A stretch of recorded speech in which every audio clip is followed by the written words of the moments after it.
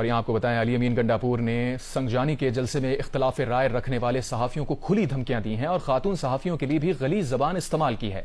इस हवाले से उनके खिताब की कुछ झलकियां आपको दिखा दें। जो कलम बेच रहे हैं, इमरान खान और पीटीआई पे जुल्म हुआ, इन्होंने एक बात नहीं की, इन सहाफ़ियों को पहचानो। ये पैसे लेकर इन लोगों को बचाते हैं जिन्होंने आपका पैसा लूटा है। पहचानो इनको और सुन लो ये सारे, तुम जो हमारे खिलाफ कैंपेन चलाते हो, तुम्हारा खिलाफ ख्याल है हमें ब्लैकमेल करोगे।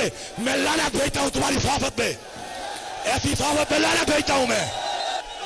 ये कुछ बिकाऊ टट्टू और ये कुछ दूसरी जो बैठी हुई है, ये जो सहाफत कर रही है, मैंने नोट भी खा मेरा मूड बने, मैंने नोट भी खा मेरा मूड बने। मैं तुम्हें चैलेंज करता हूं।